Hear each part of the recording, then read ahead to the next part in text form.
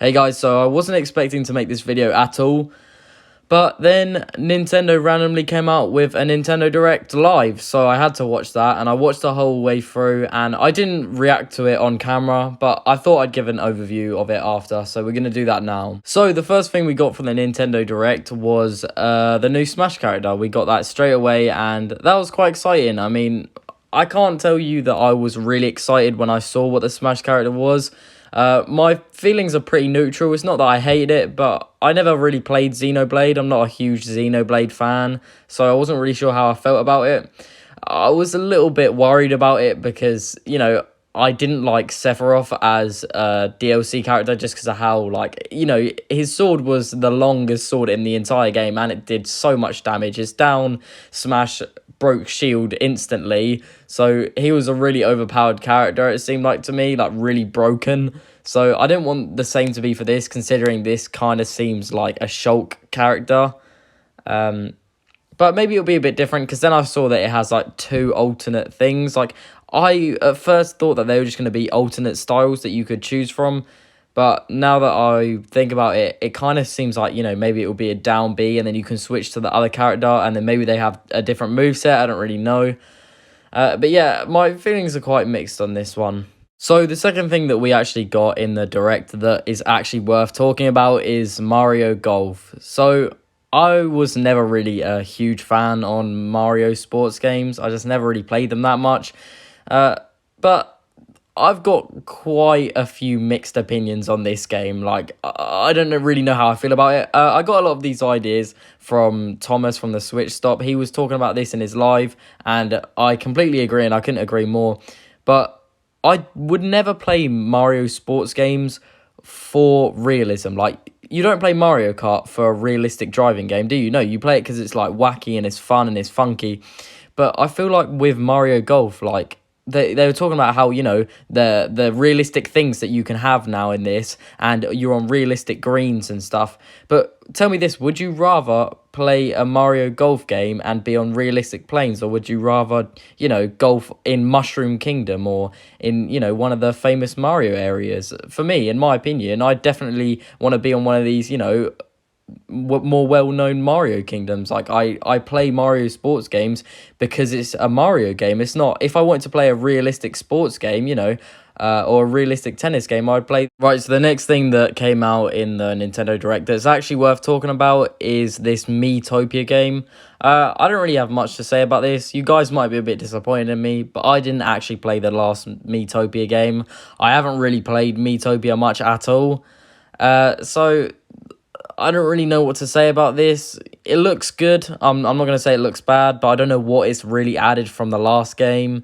So I don't even know, I really don't know much about this at all. So there's nothing really I can say. All I can say really is that it looks pretty cool. I know it's really, quite interactive. Like, your Miis can, even fight with each other, I think. And the customization looks really cool as well. But apart from that, I can't really say anything. So the next thing we got was a trailer for a Hyrule Warriors expansion pass. I think it's cool. I don't really play much Hyrule Warriors, so this isn't really a big deal to me.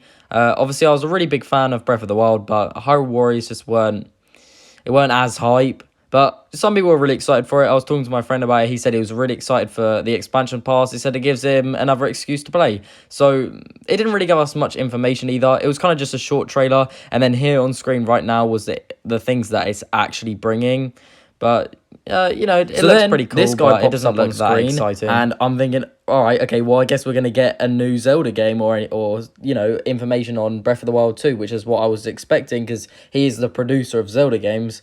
But we didn't get that, and he was saying, I'm sorry, the production is going well, but it's gonna be a bit more time. So I was a little bit disappointed, but then we got this masterpiece, and this is when I got pretty excited. This was actually an announcement for Skyward Sword HD, which I think was a good makeup for, Breath of the Wild 2 not coming out yet. A lot of people weren't that excited for it. I reckon I will buy it. I'm 80% sure I am going to buy this game.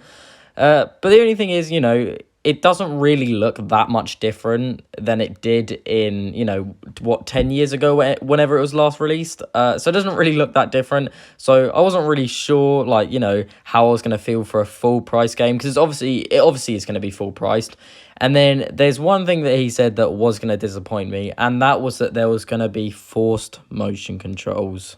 So the way that the controls work is, so you have one Joy-Con for the shield and one Joy-Con for the sword. So I think it's going to be quite cool, how it's quite responsive, how, you can use the sword and stuff with one Joy-Con and the shield with the other. But the only thing is right, so I have never really liked motion controls that much. Like, you can see on screen right now, how you control the sword, and you can see it looks quite responsive, it looks quite cool, it looks quite immersive, but it feels like, you could only play this when you're downstairs in front of your big TV. And I play most of my games in front of my monitor with my controller in my hand. Like, I don't want to be forced. Like, if I want to play this game, I don't really want it to be a workout, if I'm completely honest with you. And the other thing is, right, if you use, like, I don't know if this is if you use a Pro Controller. He didn't say. He said this was for, like, if you only have a Switch Lite, so you can't take your Joy-Cons off. You use the analog stick that you look around with for the sword. So I feel like the controls are going to be so awkward. Like, you can't even move the camera, surely. Maybe you just use the bumpers or whatever, but I just don't think it's right to have, you're using your sword mapped to the joystick. It just doesn't work. The game still does look pretty fun nonetheless, though. But anyway, enough of me ranting on about that. Let's just get right into the next one. So this next one is so hype. I was so excited for this when I saw this. Like, genuinely, I saw this and I was like, oh my god, this looks sick. So this is Splatoon 3. I really was not expecting this, because I thought, it's been, how many years is it since, Mario Odyssey? It's been a long time. It's been like 3 years, and I know we did get 3D World since then, but that is a kind of a port. So, and we didn't even get Splatoon that long ago, so maybe it was in 2017, but I don't remember it being too long ago. But anyway, I was not expecting a Splatoon 3 this soon. It is actually coming out next year, which I was very confused about, because at the beginning of the live stream, if you watched it as well, they said, this is for games for the beginning of 2021. So when it said about Splatoon 3 coming in 2022, I was a bit confused. But nonetheless, this game looks really fun. I probably will actually buy this. I didn't buy Splatoon 2. Okay, I played the demo and I played it on my friend's Switch, and it just wasn't that exciting to me. I'm sorry. Maybe I just didn't really get into it enough, because I do enjoy shooters. I really do. I love playing shooter games. And I probably just didn't play Splatoon 2 enough. But I didn't seem that, like, I didn't feel very immersed when I was playing it. So I didn't end up buying it. But this does look really cool. Like, I've gone into this and I've looked into it, and this is one of the coolest things I've seen in the live stream. This is really impressive. This is like one of the last things they actually announced. It might have been the last thing. I can't remember now, but yeah, you can see this now. It looks really good. So I'm not exactly sure what they're going to add to Splatoon 3, like that they didn't have in Splatoon 2. I know obviously there's going to be, and you guys know this, doesn't take more than 2 brain cells to know this, but obviously there is going to be new maps. I know there's going to be new guns. There's obviously the new hub world that you just saw there. It does look really cool. I'm guessing there's going to be more customization. Obviously, there was that little buddy thing. I don't really know what that was. But you can see this here. This does look so good. And I really love as well, like, the music for it was really hype. Like, the rock music, the Splatoon rock music. I think that's really cool as well. But yeah, definitely really excited for this one. So I guess the question you guys are really asking, and this is what I was thinking as well, was it an actual good direct? So I actually think, the direct definitely had some really hype parts, like the new character for Smash, Splatoon 3, Mario Golf was a bit disappointing, but the DLC for Hyrule Warriors, the new Zelda game, well, the port of a Zelda game, I think there was quite a lot of hype parts. But the only thing that I would say was I think they should have had, like, a different direct for all the third-party games. Like, I only spoke about, like 4 or 5 games. If you would have put that together, that's literally, like, 5 minutes worth of trailers. That was a 50-minute direct. I think they could have easily just put all the third-party games into one, like, third-party direct.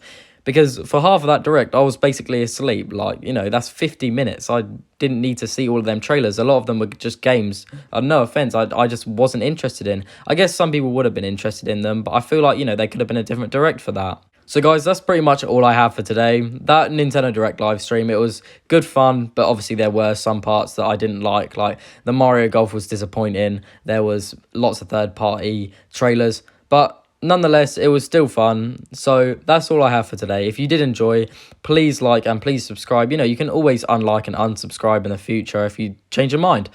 But anyway, that's all I got. So I hope you guys did enjoy my overview, and I'll see you in the next one.